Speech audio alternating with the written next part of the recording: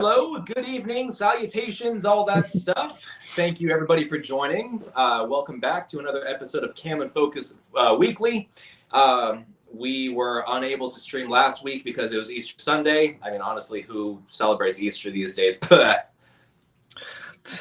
push the kids out of the way to get all the Easter eggs. There's candy involved, so why not? Yeah. Yeah, it's just my luck that these streams keep on landing on holidays. And I just found out a few minutes ago, thanks to my buddy Andrew here, next week, Sunday, is May the 4th. So, since Revenge of the Sith recently re-released in theaters, we're going to be doing something Revenge of the Sith themed. Not 100% sure yet what that will be, because like I said, I just found out about that, but we will brainstorm that and we will figure it out for everybody. We'll go to the research lab and put in all our, chemicals and stuff. Speaking of Revenge of the Sith, I was just looking at this. So far for the domestic box office this weekend, Revenge of the Sith is number 4 in the domestic box office, but it's also showing at 1,000 fewer theaters than the top 3 movies are. That would be Sinners, Minecraft, and The Accountant 2. They're all showing at 36 plus 100 theaters, and The Revenge of the Sith is showing at 2,700. Now, that being said,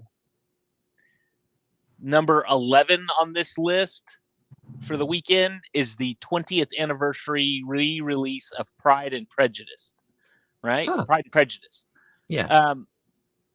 Both of those movies' 20th anniversary re-releases are still doing better than Disney's Snow White right now. Just saying. Oh my gosh. Just saying. Well, and Revenge of the Sith has had one of the, I think it's been the best re-release for a movie like ever. I think is what I saw. Awesome. So. Well, I mean, if it's number 4 at the box office right now, but it's showing at 1,000 fewer theaters, that means that the theaters that are showing it are freaking packed. Oh yeah.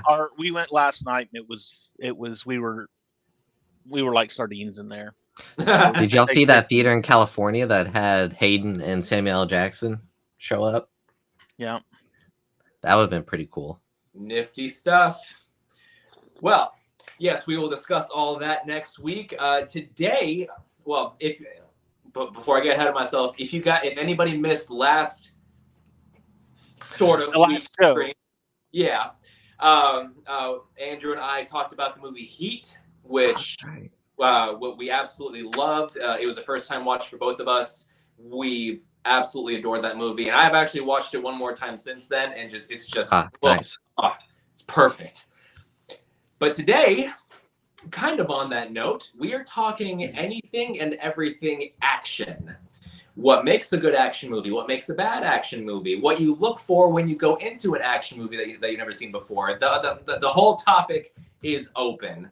I'm not going to have this scripted or anything like that. I don't have any notes to go off. That's right. We are usually scripted. Yeah. Yeah, this is just going to be a free form conversation. So let's start off, pretty simple. Let's discuss let's say what our favorite action films are. And it doesn't have to be straight action, like Expendables or The Beekeeper or something like that. It can be a genre mashup. So I'll start. If you said those, you're kicked off the show. I'm sorry. I'll start over here. Andrew, what is your favorite action film? That's a good question. I mean, off the top of my head, John Wick is a pretty easy pick. Was gonna go with another counter. Probably, I guess The Matrix would fall. I know it's more sci-fi, but that's got some action to it. What made The Matrix good was the fact that it was real.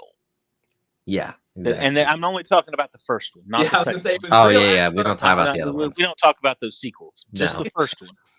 The use of practical effects in that was just. I mean, don't get me wrong. There were computers used in some sequences, but for the most part, it was practical effects in it. Mission Impossible, that whole franchise is another one. Great movies. First one only. Actually, what sets that one apart? So with the first one, to me, I mean, yeah, it was an action movie, but it was more of a. I like movies where you've got the movie happening, and then at the end they kind of go back and say, and you're like, oh my gosh, I've got to go watch this movie again because I missed that. The Mhm. Fugitive was like that. Sure. Oh yeah. Just the movies that make you think while enjoying the action. They got into that. Gosh, was it the second one that was directed by John Woo? And it was. I Just think like, so. It I think was it was just. Protocol. The second one is my least favorite. That one's That was pretty the one bad. that they just said, "Yeah, screw it, we're gonna blow everything up." Hmm. Funny enough, Rogue Nation is actually my favorite in the franchise. Hmm. Plus, it's Tom Cruise, so again, no desire to see any of it. Try to think. One day, I'm holding out the hope that Tom Cruise will discover how vehemently you hate him, and give you like a shout out on Cameo or something. That would be awesome. You know what? I wouldn't argue with it. I'd be all right with it. Yeah, I mean that's just off the top of my head. I'll probably think of some more as we go through the show. But How about you, Dave? What's your favorite action film? That's a tough one because again several, but I'm a little more old school. So original Predator, original Terminator. What was the one? completely forgot about Terminator. Not the one. Yeah, I did like the one. I thought that one was great. Well, was at least first English-speaking role? I don't know, maybe. It probably was, but it had Jason Statham in it too. So, and it had an amazing soundtrack. Oh, the soundtrack was great. Papa Roach, Disturbed. The entire soundtrack was amazing. I loved it. But anyway, there was another one RoboCop. I just watched that one, and again, that one kind of touches sci-fi, but RoboCop? huh? The original RoboCop, I assume. Of course, yeah, of course. I picture because we have so many remakes and stuff now. I know. Well, and really growing up as a kid, we would you get the TV guide in the newspaper every Sunday, so you can flip through it and say, okay, here's what we're watching this week. And basically, my brother and I would catch anything with either Arnold in it or Van Damme, and those were the ones to watch. So you had Lionheart, Bloodsport, and what he did. Gosh, I can't think of the name of it now. Well, it might have been Sudden Death. Was the hockey one that was really good. I mean, it was just. Alien is one I forgot. Oh yeah. Yeah. Aliens was the one that leaned much more towards the action. Oh, for sure. Yeah. Space Marines that were going in there, and guns ablazing and all that. I mean, I in that franchise, Aliens is definitely my favorite of all. Yeah. It has that great blend of horror and the action. I think that's one of the ones. There's very few, but there's a few where I love the first one, but I thought the sequel was even better. Sure. So the first one was amazing. Terminator is like that for me. Terminator 1 was amazing. Terminator 2 was even better. Oh yeah. So there's very few movies like that, and Top Gun Mavericks. Proud too, because Terminator 1 again kind of leaned more towards the horror element of it. The fear of this unstoppable robot that's chasing you, whereas Terminator 2 still had those elements, but again leaned more towards the action. You have this unstoppable robot that's following you, but now you have this other unstoppable robot that's protecting you. Yeah. So that's where it shifted from a horror sci-fi to a action sci-fi. Yes. So. Yeah. As far as I go, I guess I am asking the tough questions because now that I'm thinking about it, it's kind of hard to point what my favorite action movie is because I love a lot of them for very different reasons. You have your John Wick, of course, where the story is pretty bare bones, but the action is the highlight of it. And a lot of action cinema is like that. They forego a complex story to make the action the focus of it. And we have all these recycled action plot lines of, somebody in a group of soldiers betrays the others, or a guy is brought out of retirement because his wife is killed, or something similar along those lines. I mean, or dog. His daughter was kidnapped, and that was Commando. I don't know who you are, but I will find you. No, and then it was Taken, and then it was Rambo 5. Good grief. I love First Blood, but Rambo: The Last Blood is just. It is great. But Rambo is one of those franchises that it does this. The first one, amazing. I wouldn't change a damn thing about it. The next two are just Stallone being Stallone. Rambo 4 actually dared something a little bit different. I actually really love Rambo 4. And then Rambo 5 back to Stallone being Stallone. But even worse than the first two. Right, exactly. I cannot believe we have not brought up this one movie that, just off the top of my head, has to be... there's action in there because there's battles. The Emu War. Like, how come none of us have brought that up? Because I'm actively trying to get action movies. God, hey. Dave, you saw it, right? Oh yeah. I'm sorry. I saw it. I saw it the night we first started talking about it. I went and watched it. I will never forget that climactic final sword fight. So I'm telling you, intense action. I mean, it was certainly intense. It made me feel some intense emotions. Oh yeah, it's kind of like with The Dark Knight. It's just like, where's this gonna go? I really am so glad that you compared the Emu War to The Dark Knight. I mean, there has never been a more apt comparison of two films in the history of cinema. I'll let myself out. Yeah, right. Well. How about this? Let's talk about Batman for a second, because I mean, Batman is basically the face of DC at this point, and we've had a lot of different Batmen. I'm going to focus specifically on the live action for now. From the action standpoint, it's gone through some phases. You had the original with Michael Keaton, and but for first time watch, I mean, me especially as a kid, because the first time I saw it was when I was a kid. I thought, oh my God, this is the best thing ever. Yeah, punch him, beat him up, Batman. That's awesome. But now I watch it these days, and it's like, that kind of looks kind of goofy. But and that kind of persists up until after. You want to get nuts? Come on, let's get nuts. Up until Batman and Robin.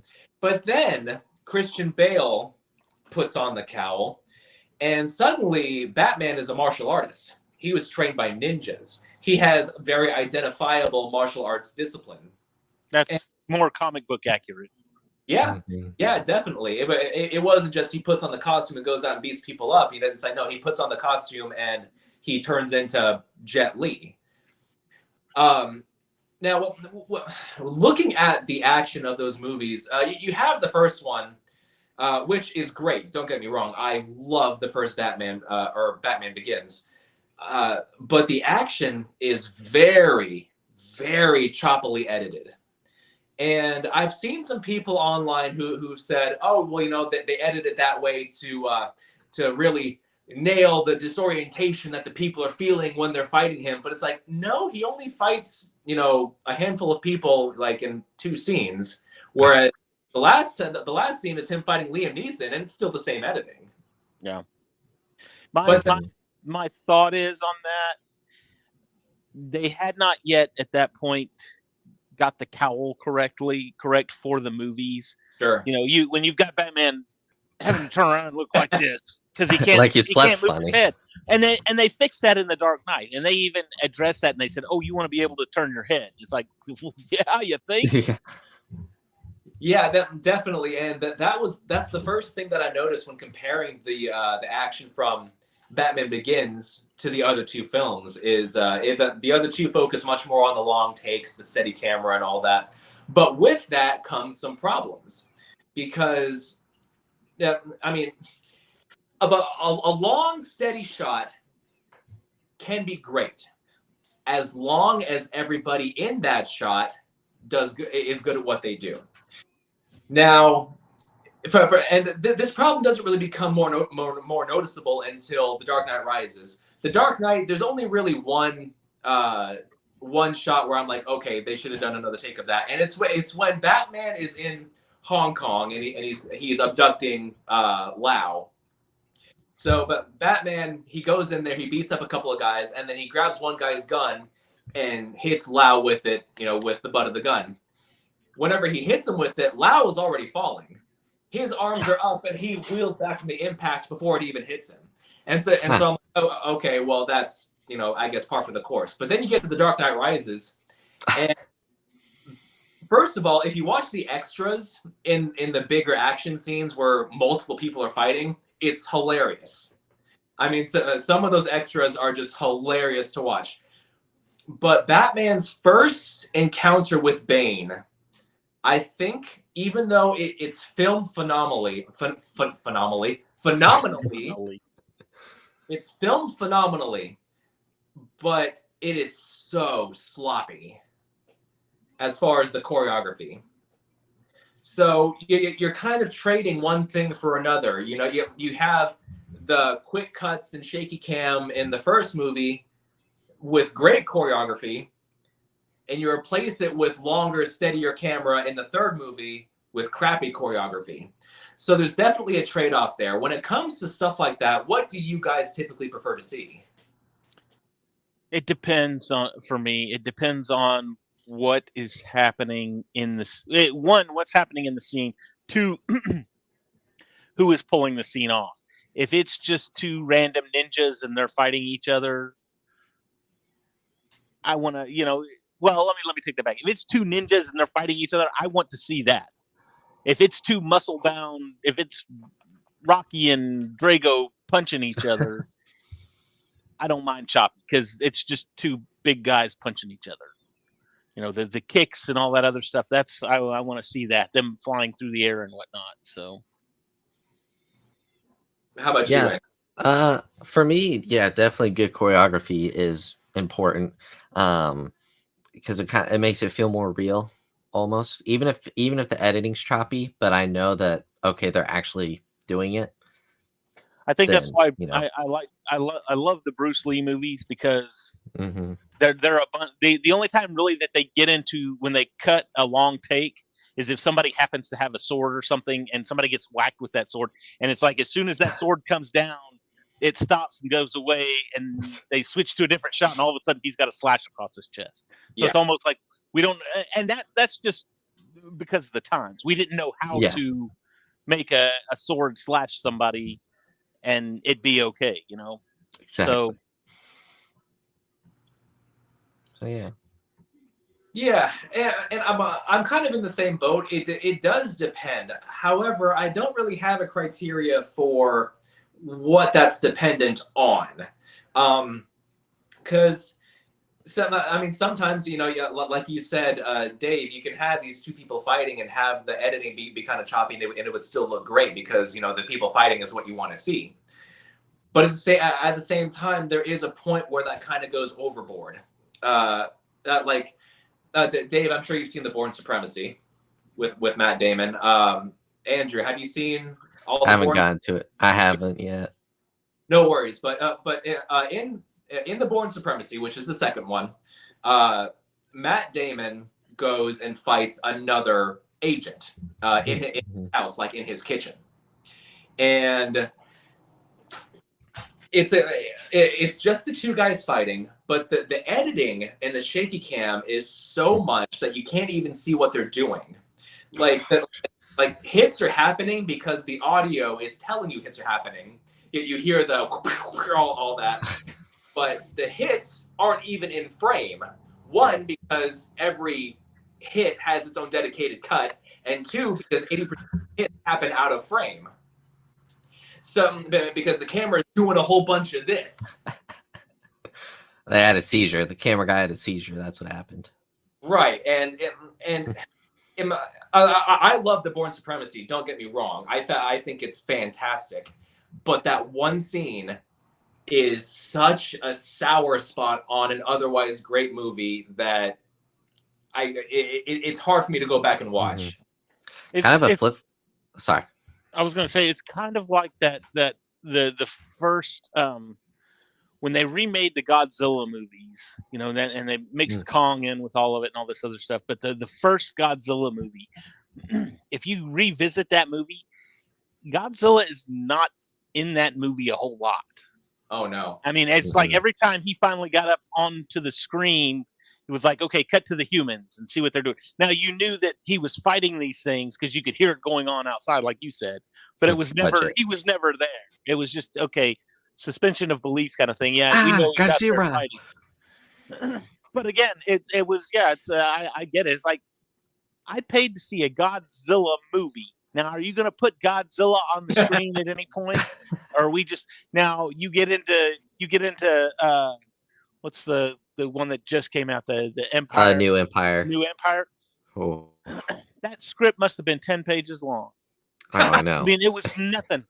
There was all of 15. It was a nothing burger. The rest of the movie was it was like. So yeah, I mean, there's a significant trade-off there, and you know, it's hard for a film, especially an action-centric film, to find that balance between the action and character. And a movie that I think that does that exceptionally well, Dave. Columbia. No, not Columbiana. That movie is ass. Zoe Saldana, she's great. She can do her own stunts, but that movie does not reflect that. The movie I'm talking about actually is Monkey Man. I still have to see that.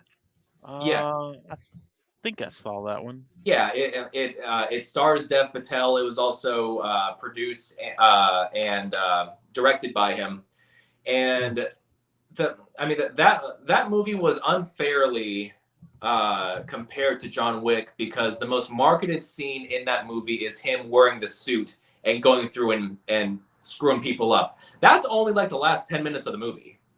The first 3/4 of that movie is him getting his ass beat basically at every turn. And so, but aside from that, I mean, it is an action-heavy film. But aside from that, there is a huge focus on developing Dev Patel's character. Talking about what he's been through, what the steps he's taken to put himself on the path he's on, the trauma he still feels to this day, and it's a really great exploration of character with great action to back it up and enhance your view of that character. Whereas you have something like John Wick, which you're on board with him because they killed his dog, but John Wick is basically an unstoppable force. You know that when he encounters somebody, he's gonna kill them eventually. So in that sense, it's hard to care about him as a character because he went through something, but that thing doesn't affect his character as he stands moving forward. It's just the thing that incites him into that action. Yeah. It's a fair take. Yeah, I kind of went on a rant there. No, kind of one thought I was thinking of, and I think Cam, you said this earlier, was sometimes it's fun to watch a bad movie with good action.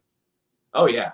Like the movie's bad, and you're like, this is awful, but the action is good, and you're like, all right, that makes it entertaining. It's funny you should mention that because a lot of Arnold's movies, you can go back and watch some of them, and the quirky one-liners are horrible, and they're delivered so bad. It's Predator time. No. I mean, Predator was an exception, but like. What was the one? Running Man He did Running Man, and of course, he had to throw in the "I'll be back," and it was just there. You had Total Recall was all kinds of that. I mean, the lines were just poorly delivered. It was a badly written script, but the action was really cool. So, I mean, when he's going up the elevator and he's holding the guy off the side of the elevator and it gets up to the shaft and it cuts his arms off and he throws the arms back down and see you at the party, Richter. It's like, oh my gosh, you're killing me with this. This is horrible. Oh, man. Well, that's the thing with action from the 80s and 90s. I mean, it really leaned into that cheese quite a bit. And I think that it did that mostly because of the birth of the action star. Because, the 80s and 90s, you had Stallone, you had Schwarzenegger, you had Van Damme, you had Seagal, Norris, all of them. Exactly. And so it became less about enjoying the movie than it did enjoying who was in it. And I love my most quoted Schwarzenegger line, and granted, this isn't even really an action movie. It's Hercules in New York. He's walking by the poster and he sees the movie poster and he says, "What is the name of that imitator who gave him permission to pretend to be Hercules?" and it's just like, that's what you watch for. And now he had his serious roles, but I mean, that right there that's peak Schwarzenegger. You know what a good one, and if you haven't seen it, it's probably one of the most underrated Schwarzenegger films of all time. It's one of my all-time favorites. I could watch it a million times over, and it's still one of the best movies. Is Last Action Hero. I love that movie. I was gonna say, if you have not seen that movie, go see it. Andrew, go buy it tonight. You go find it somewhere and buy it. Or and see if they have it. If they have it, buy 10 copies of it. Exactly. Because that is one of those ones. I mean, that's an action movie. That's an action movie about an action movie. Yes. And it's so good. Oh God, the one-liners, and they poke fun at the fact that they're making they're poking fun at an action movie within this action movie. It's hilarious and brilliant all at the same time. He shoots at a car with a handgun and wonders why it doesn't explode. Yeah, that usually works. Oh my gosh. Take it and make sure they're dead. Look at them, they're dead. Yeah, they said the same thing about Die Hard. That guy showed up at the end and started shooting everybody. Oh goodness, yes, that is definitely a must-watch if you have not, because it's an action movie's action movie. It really is. And there's one, Andrew, you probably haven't seen this one either, but this one is meme gold. Demolition Man. I've heard of it. Yeah. You know what's so funny about that movie? Okay, so back when I was a teenager and that movie was in theaters, we would go to the theaters and we'd watch it, and afterwards we'd go to Taco Bell. Well, Taco Bell was the supporter of this movie. They are the sponsor of this movie, and that's obvious by some of the lines in the movie. It's like Madam Web with Pepsi. So Taco Bell won the food wars, and now they're the number one restaurant in the world kind of thing. But what was only restaurant in the world? Yeah. But what was so funny about that was that the first part of that movie, before they go forward in time on it, happened in 1996. And that was when 1996 was when Los Angeles was turned into a prison colony. And that's where they sent all. And I'm like, and then we get to 1990. I think now at this point, we're actually into the time where they've actually defrosted Stallone and it's Wesley Stallone or Wesley Stallone, Sylvester Stallone and Wesley Snipes, and they've actually defrosted the both of them at this point. But the seashells bit. I'm sorry, but the seashells. he says a swear word, and every time he says, and it's a running gag through the whole thing. Every time he swears, you hear somewhere in the back, "Bing, John Spartan, you've been fined 1 credit for offensive language." And so he goes in with the seashells, and there's no toilet paper. And what does he do? He goes up to the ticket machine and he starts cussing at it. He goes, "I'll be right back." He's gonna go wipe. Yes, Andrew, definitely watch Demolition Man. It's not just that it's a funny movie. It is actually a very well crafted action film. Your pitch has sold me. As far as the characters and the action, and it's just a fun watch. Mm-hmm. Now, there have been a lot of movies that have capitalized on the phenomenon of the action star, like The Expendables, for example. That's the Avengers of action movies, because you have Stallone, you have Expendables, assemble. Lee, Jason Statham, Chuck Norris, Bruce Willis. Oh geez, the name escapes me. The guy who played Drago in Rocky. Dolph Lundgren. Dolph Lundgren. Yes. Mickey Rourke was in one of them. He's in the first one, wasn't he? I think because he was a tattoo artist. Yes, I do remember that. Now, granted, I haven't seen those movies in a long time. I've only actually seen up to the second one, but those movies are so dumb. They're so stupid.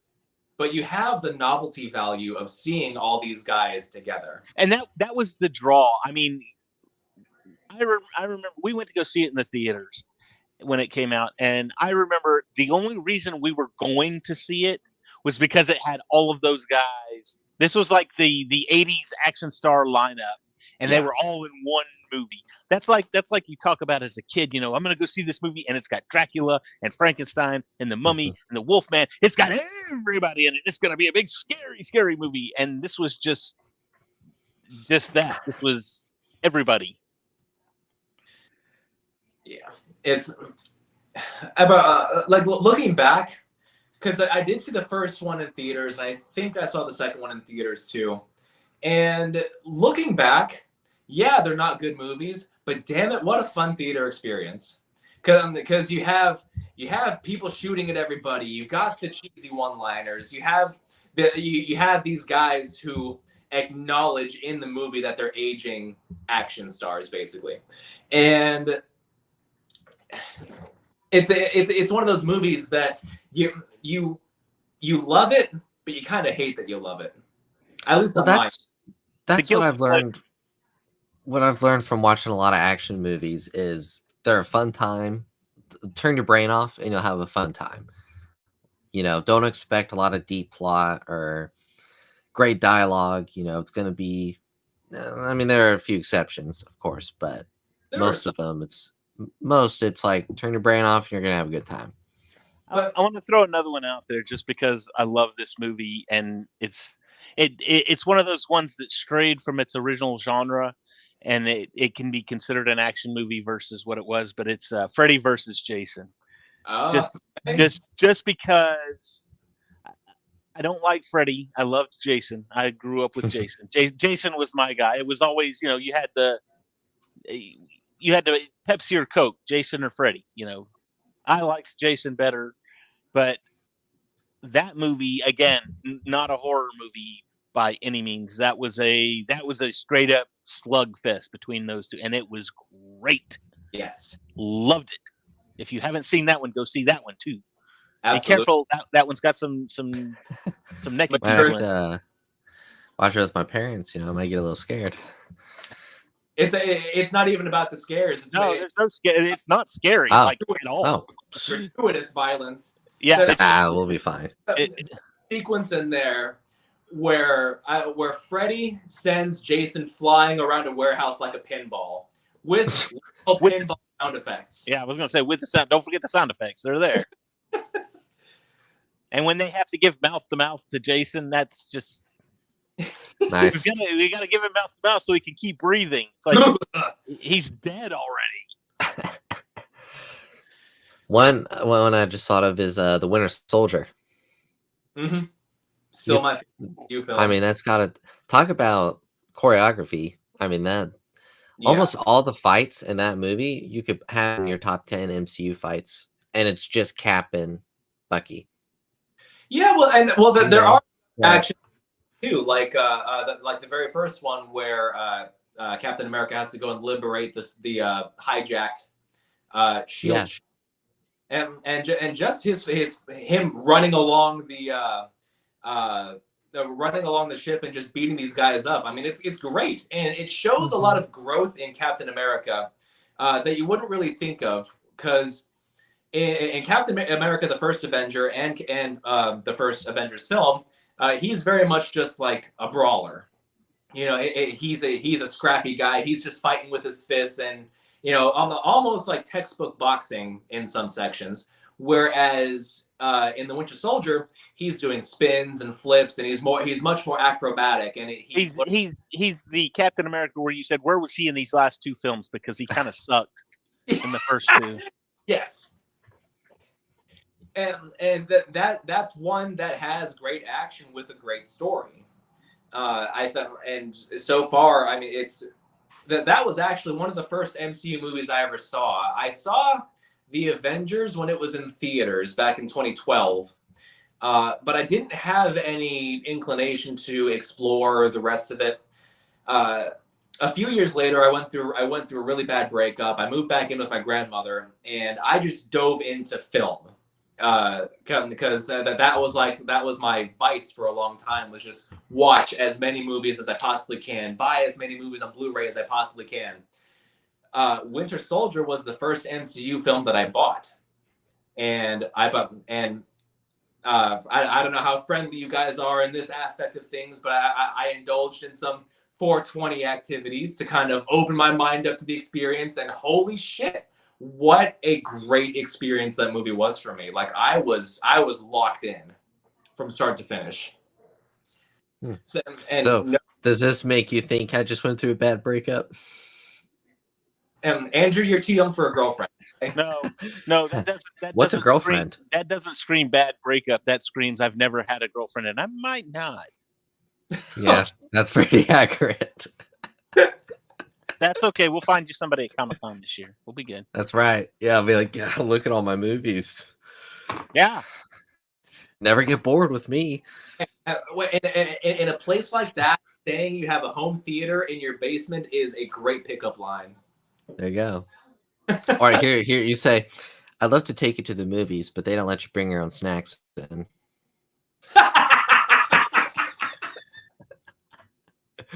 That horrible. Is 0 for 1. Yeah, my Wi-Fi might not be working, but I think you and I have a good connection. Oh man. So you have your action movies that have a great balance of story and action. What about action movies that is all story with action? The first one I can think of is Equilibrium with Christian Bale. I like that movie. And again, yes, you're right. No, I agree. And I think a lot of it too has to do with the fighting style, the dueling style that they use. Gun fu. The gun fu. Well, and the only reason I say that is because so many times it was like, okay, we're gonna go in there and we're gonna take these guys out, and it was like, okay, but we're gonna turn out the light when we do it. So all you see is the flashes of guns going like, you gonna let me see it or what? No. I hate that so much. And I mean, there are ways in which that can enhance the scene. But when it's just Christian Bale gunning down a bunch of faceless goons for 5 minutes, after a while, I'm just like, okay, let's kind of move on here. And let's face it, the story was Fahrenheit 451. It was just there was nothing to the story. The story was cookie cutter. So I never realized that before, and now I'm kind of looking at it in a new light. Go for it. Watch it again, and you'll be like, "Oh, he's right." And I'll be like, Told you so. But Equilibrium is one of those movies that I'll pop on every now and then. It's not a great movie, but it's an ambitious movie. They tried to cash in on the Matrix because it came out. Mhm. It came out shortly after the Matrix, A so lot it was of- almost. It was like a, hey, this did good, so we're going to make something similar. Not quite exactly the same, but similar. You know, I got a question about some action movies real quick, since Sure. Matrix was brought up again. How come 2009 some action movies where people wore leather in rain? Because of the Matrix. You have Yep. to look cool. Yeah. Yeah, there you go. Because what looks cooler than wearing clothes that don't get wet? True. The water just sloughs right off them, and it's very cinematic. Although, what was it? Not an action movie, really, more of a comedy. But George of the Jungle with Yeah. Brendan Fraser. You had the two bad guys, and one of them says, "Man, I'm chafing." He goes, "What did I tell you? We're going to the jungle. You don't buy 20 pounds of black leather to wear in the jungle. You buy cotton. Cotton breeds." This is where we all put our heads back in laughter. Ready? Go. Ready. That movie is so long, and So good. all I remember is the song from the trailers. George of the George Jungle. of the jungle. Watch out for that tree. Now, if you're gonna, that's an old cartoon show. That was based on an old cartoon show. So Was it? yeah, oh yeah, back in the 70s, I think. Gosh, it was like a combo. It was George of the Jungle and I forgot the duck. Some kind of duck. I don't. Now you're gonna make me look it up, aren't you? But it was like their power hour or something like that. Gotcha. Mad Max is one I'm surprised I haven't brought up yet. Yeah, Mad Max is great. I mean, and the last Mad Max movie that I watched, because I haven't seen Furiosa yet, but I've heard it's great.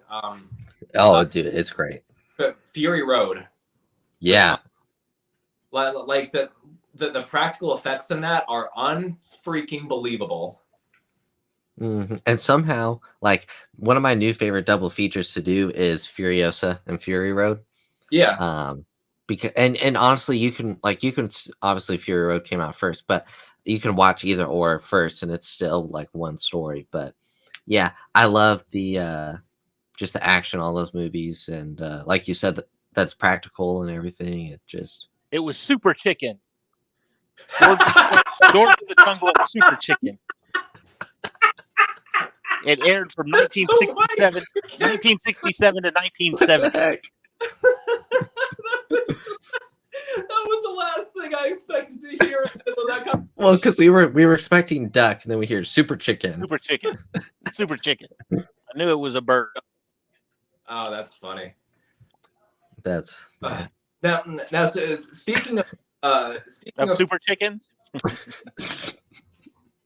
So speaking of Fury Road, one of the main protagonists in that movie was played by Charlize Theron, which calls to mind another action movie that stars Charlize Theron, which is Aeon Flux. I don't know, Andrew. I don't know if you've seen that before. Dave, you're kind of chuckling. Like, I saw a copy once of it at my thrift store, and I was looking at it, and I almost bought it, and then I was like, eh. The animated was better. The animated was much better. I mean, the animated series was almost more of an anthology because she dies like every other episode. Yeah. But yeah, the live action Aeon Flux with Charlize Theron and what's that one guy's name? Martin Sokaz. He was in everything for like several years. Like he was just in every freaking movie for a while. He's like Josh Brolin. Yeah. Yeah. That was one of those movies that tried to have a super complex and complicated story and super complex and complicated action and just sucked it. The story was ass. I'm not gonna lie, terrible. But action was even worse, and it does everything that I don't want to see in an action film, and specifically action scenes. You have the quick cut camera, you have the shaky camera, you have the very obvious stunt doubles, and you have an actor who's afraid to not look hot. They're never sweating. Their hair is always perfect.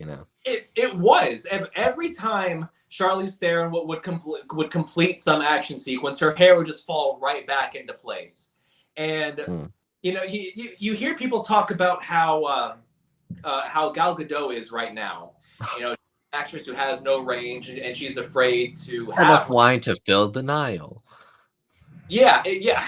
And she's afraid to have range because it might distort her face a little bit. Charlize Theron. Kal-El, no. The same way. It's so bad. And Andrew, if you want a good idea of what that movie is like, go to YouTube and type in Aeon Flux fight scene and just watch any of them. Make sure you spell it with an A though, Aeon. Yeah, and that they're all so bad.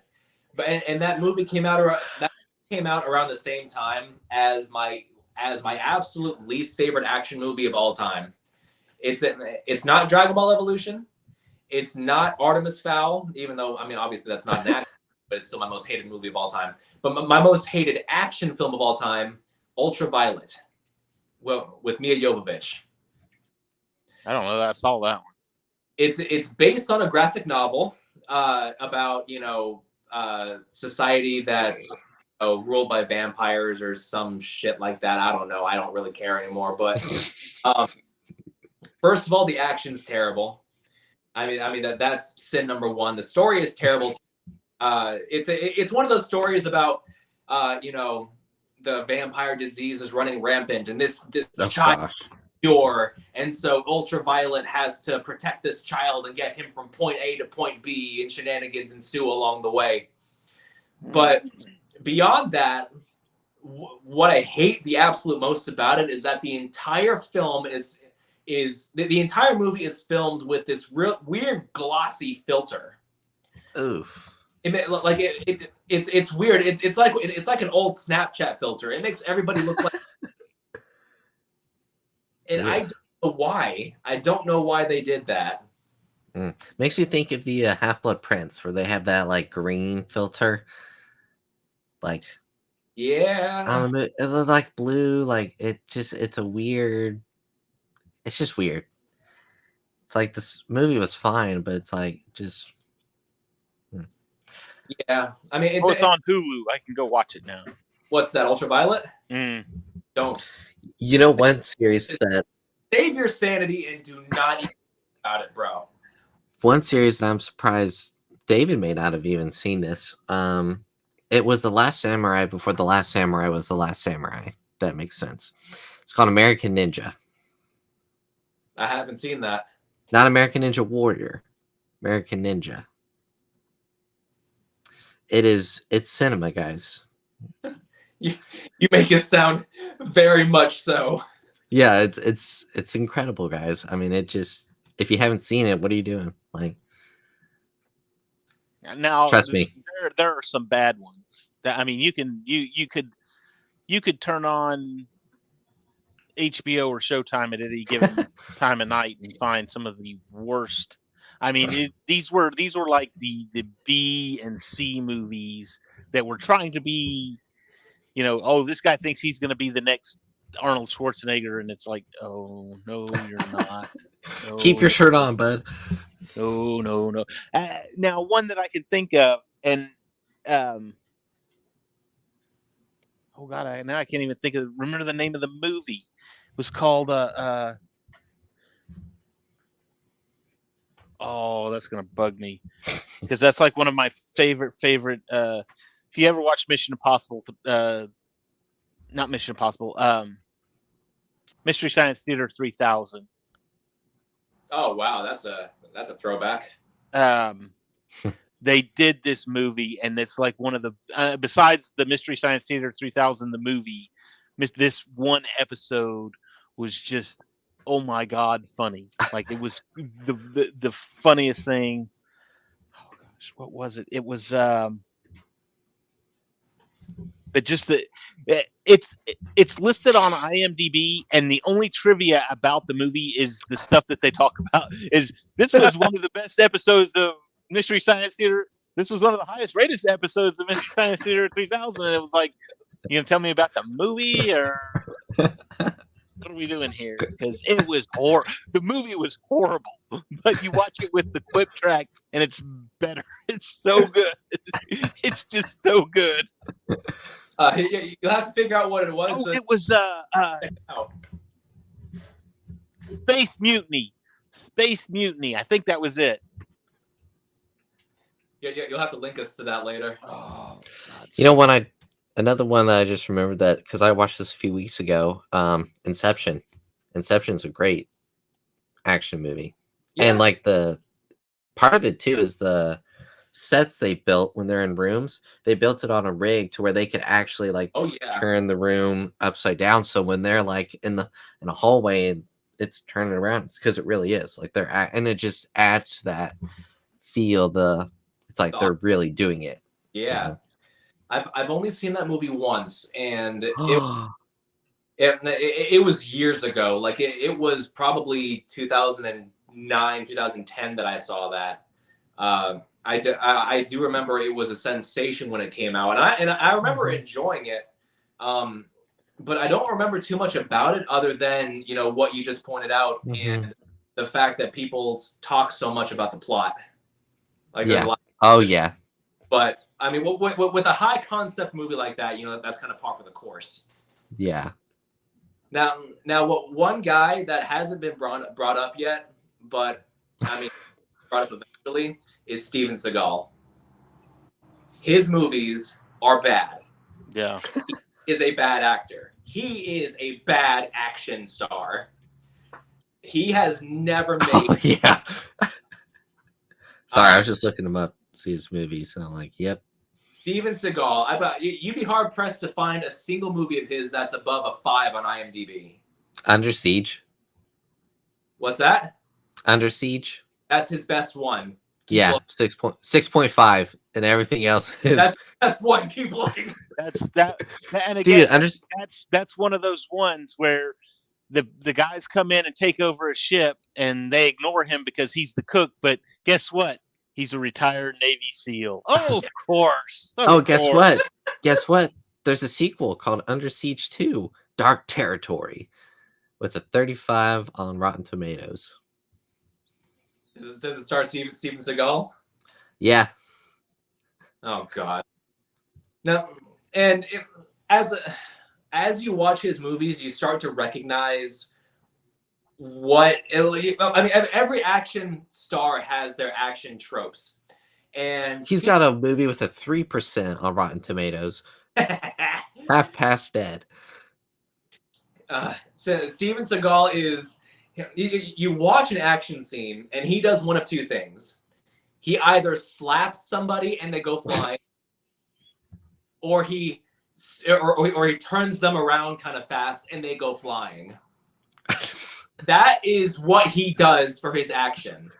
And something else that you'll notice, Steven Seagal, and I don't know if this is like a contractual thing or what, if this is something he puts in all of his film contracts because, you know, whatever. Steven Seagal does not use stairs. Anytime. What? Check this out. Anytime that there is a shot of Steven Seagal's character walking up or walking downstairs, it is always a stunt double. Every time. Really? Yes. Wow, that's weird. You will not find a single Seagal film that has him as the actor actually walking on stairs. Ever. That's bizarre. Is he scared or something? I don't know. And then as he got older and started putting on like all the weight and stuff, he's starting to do action scenes sitting down. Yeah. How's that even possible? Why is he still getting work? How's that even possible? Well, he's like a police officer now, isn't he? I know he made a movie where he was a police officer. He I made think I think he's actually like a reserve police officer now. Oh well. Hmm. Hopefully he doesn't get on a call with has him walking up or down stairs. He's gonna send his backup in after them or something. There's a clip of someone on Reddit sharing. They're like, he did it all sitting down. They're like, why did this guy get hired? Why is he still doing a movie? Basically, what you just said. I gotta look up some of these action scenes. I gotta see how he did it sitting down. That's the thing, though. You can't see him doing it because the camera work is so terrible. They're like, I will never. I hate Steven Seagal, but I love watching him because he's just realized big funable. when you asked me earlier about my favorite action movies, there was one that I forgot. What's that? Was it Steven Seagal movie? No, it's Speed 2, Cruise Control. What? No, I'm messing with you. You are out of your friggin' mind. My God. That movie is horrible. Speed with Keanu Reeves and Sandra Bullock. It's Great fantastic. movie. You have a very simple concept movie, and so you have all this big action around it. Bus goes below 50 miles an hour, the bomb goes off. Great, fantastic setup, and build the action around that. Speed 2 is. How could you even put that in conversation as Speed 1 unless you're roasting it? Well, and the thing that I love about Sandra Bullock in it. Thing I love about It's Speed, the only carryover. I saw this clip from a talk show that Jeff Daniels was on, and he was talking about the scene, like at the beginning of the movie with the elevator, and he was talking about when he does the thing where his cheeks drop, he was saying that he was having trouble being convincing, and they told him just bring him up a little bit, and then drop him like instantly. It's like that's what he did, and he said people come up to him and they're like, "Oh my gosh, that's like your best moment," and he's like, "It was simple." But sometimes it's little stuff like that that can make a big difference. No, it's lines like "shoot the hostage." Yeah, there you go. What do you do? Pop quiz, hot shot. What do you do? Shoot the hostage. Take him out of the equation. That's like SpongeBob, and he's taking his driving course. Okay, what's step 1? Floor it. Oh man. I love Jeff Daniels for that. He was able to pull off something so subtle but make it so dramatic. Mm-hmm. But compare that to old Chinese cinema, where every reaction shot was a quick zoom in with the person going, "Oh!" I was like, of course Cam brought that up. I'm Korean, first of all. Oh, that makes sense. Well, and it was real funny. If you've ever watched Wayne's World 2, when they make fun of it, when he meets Cassandra's father for the first time, and they're speaking back and forth in Cantonese to each other, and then they say that the subtitles are too hard to read. Let's go to voiceover work, and they start talking like that, and then they're fighting each other, and they're doing that quick zoom up. Oh! It makes me think of Hilarious. Rush Hour. I think it's Rush Hour 2 or 3. What's his name? Not Jackie Chan. Yeah. Chris Tucker, he's like, he's talking with this old Asian guy, and he's like, who are you? And he's like, I am you. He's like, no, who are you? And then it's like, that is me. I is I.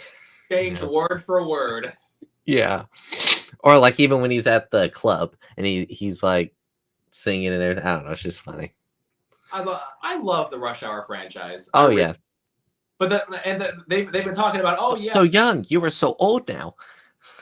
But see, here's the thing. The reason that the Rush Hour movies were funny, like the main crux of the comedy was Jackie Chan Chinese, Chris Tucker Black. Mm-hmm. The comedy, and it worked because they committed to it. They can't make that today because they say, "Oh, yeah, that's racist," and that's offensive. Yeah. So I mean, I don't know where the dynamic shifted away from that, but I mean, Rush Hour is is the epitome of just Mhm. tasteful racial comedy. Oh yeah, great stuff. And that plus Rush Hour 3 had Hiroyuki Sanada in it for all of hmm the scenes. hmm Oh, Yeah. Oh God, that's. And I think Steve Odenkirk made fun of that in his movie Kung Pao. I mean, there was because that whole movie is a parody of Chinese cinema. From now on, you'll call me Betty. Ha ha ha. It's so stupid. Andrew, if you haven't watched that, I love that movie. the Kung Pao Enter the Fist. Yes, that's the one. All right. Chosen one! I'm coming! Chosen one! I'm coming! Oh my gosh. And there's one. We're kind of we've reached an hour here, so I'll make this quick. But there is one action movie that that hasn't been brought up yet. That actually I think is underrated, but understandable when people roast it. It's a movie that got lost to obscurity. It's called Forbidden Kingdom. It has Jackie Chan and Jet Li, and it stars a white kid. I don't remember his name, but he. Funny. You don't remember the white kid's name, huh? Well, Jet Li though. not exactly a superstar, but it's one of those ones where he's transported to another world and he gets trained for kung fu by Jackie Chan and Jet Li, and it's not a good movie, but it's a fun movie. I mean, you have Jackie Chan fight Jet Li for 10 minutes. I mean, what was it called again? Forbidden Kingdom. Forbidden Kingdom. Oh, I know. Did you really just add an accent to that? Oh, I know. Oh, thank you. And to that I say, konnichiwa. I think I did see that one. Yeah, it's not good, but it's fun. It's a fun, not good. That's like what I was saying earlier. There are a ton of action movies where they're like I said, fun but not good. Like you have a good time, but it's like I didn't get anything out of that. Yeah. Like for instance, the Emu War. You don't get anything out of it, but you know. Is that basically any of Van Damme's early stuff? They were all exactly the same. Yeah. There was one he did with I can't even remember the name of it, but he did it with Dennis Rodman. It was him and Dennis Rodman. Oh, Double Dragon. No, not Double Dragon. No? Double Dragon was had Robert Patrick in it. Oh. Again, another crummy movie based on a video game. No, but or maybe it was Double Take. Maybe that was it. Maybe I'm not sure. I don't remember. Anyway, it had. Oh God, it was horrible. I mean, Dennis Rodman was, typical Dennis Rodman. He's an arms dealer. They ended up blowing up the Colosseum in Rome at the end of the movie. And the last line of the movie was Dennis Rodman turning around and looking at it and go, "I bet I get blamed for this somehow." It's like, oh my gosh, this is horrible. This is horrible. And then it's one of those movies where the credits are rolling while the characters are walking off. Oh God. Have we mentioned The Mummy at all? Which one? First one, of course. Okay, good. No, we haven't mentioned that one yet. And the Scorpion King and the third one because it's got Jet Li. No. There was I browse Reddit every now and then, and there was a scene that somebody posted from an action movie, and the caption was "Best knife fight of all time." They said that ironically. Now I don't remember what the movie was or who it starred, but it was someone who looked kind of like Van Damme. So I'm gonna do my best to imitate the choreography of that knife fight. Watch this. This is good stuff.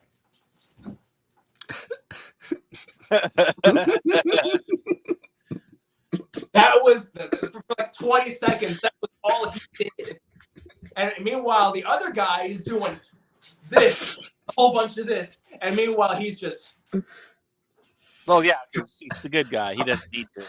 I would love to see for movies like that, like when the director or producers watch the final cut and they're like, "Crap, it's too late to go back and shoot it." But We don't have money This- for reshoots. We it's just like- have to use what we got. but it's like you didn't think when you were filming if one guy's doing this and one's Well, like, actually, if you look at it, if you look at the cut just right, he really only does it once, and they only had enough money for him to do it once, so they just They cut over and over again. they just cut it back over. reverse it. Yeah. Back it up, I go- go forward. Back it up, go forward. Back it up, go forward. There we go. Yeah, that'll work. I have to find it, and if I do, I'll send it to you guys. But I was gonna say we have to watch it at this point. I'm curious. I will find it. By God, I definitely will. Oh my gosh. Well, all right. Well, does anybody have any closing thoughts as far as the action genre goes? I don't know. We covered a lot. I feel We like did. so. We did, and I love that about these topic streams. I love that we can cover a wide range of stuff. Mm-hmm. All right. Well, does anybody have any shameless plugs? Andrew, what you got coming up? All right.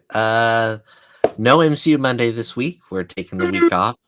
Gap in between Born Again ending and Thunderbolts this week. So following Monday, for MCU Monday, we will go live to review Thunderbolts, which I'm really excited for. It's following Thursday. We'll be reviewing Andor's episodes 4 through 6. Really looking forward to that. Also talking and maybe a little touch about Revenge of the Sith a little bit. I'm not sure. Probably. Yeah. Probably. Next Sunday, I'll be back here discussing, don't know yet. Oh, wait. Yeah, we do. Revenge of the Sith. Your Revenge of the Sith. Yeah. Just don't know yet what the topic is going to be. But we will figure that out. So, yeah, that's pretty much all I got. I saved the good one for David, basically. I'm being kind. Andrew and I are both going to be at. What in the world? My wife just sent me a picture from the highway. She was driving onto work, and there's a DeLorean and a Batmobile being hauled on a trailer somewhere. That's awesome. Oh, man. Like a Michael Keaton Batmobile. Ooh, nice. Well, maybe they're going to the expo. Dude, if the DeLorean's there, I will pass out. Anyway, they've got a DeLorean Club of Dallas up here. They're all over the place. If I ever owned a DeLorean, I would probably only drive it from time to time. Oh my God. Go to bed, Dad. Is this a good time to say my shirt's tucked in? Yeah. All right, there. I just sent it to you.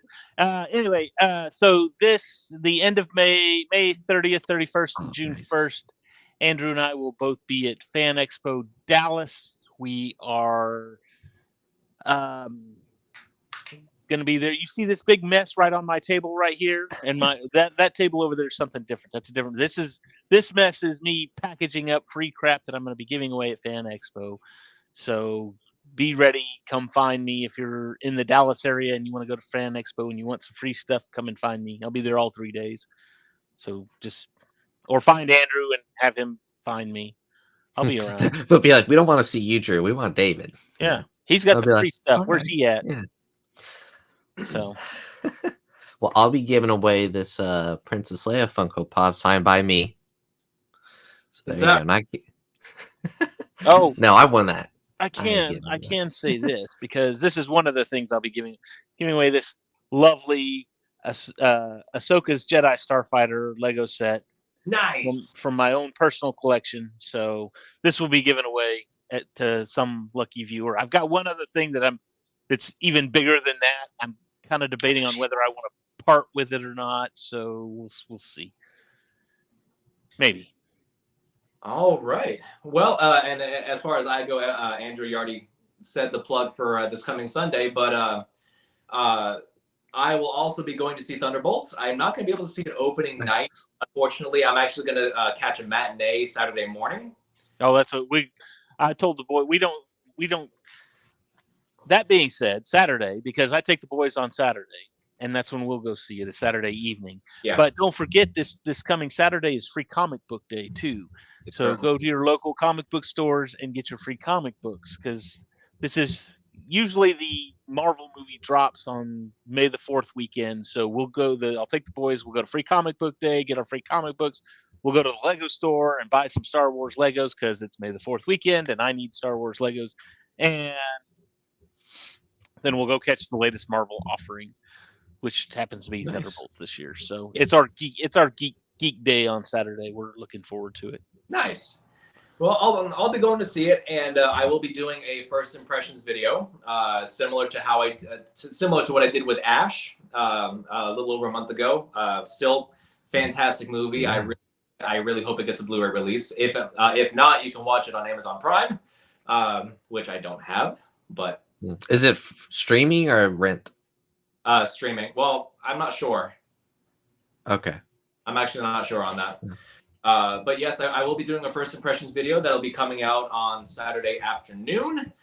So, and then, Sunday I'll be back for Cam and Focus. And then, the previous Thursday, I'll be on for the Cantina Happy Hour to discuss Andor. So hopefully on Thursday, I won't And be as or what? was before. And or what?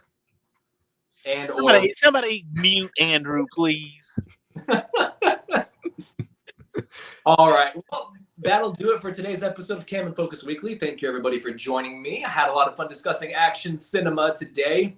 Don't forget to like and subscribe. Hit that bell notification.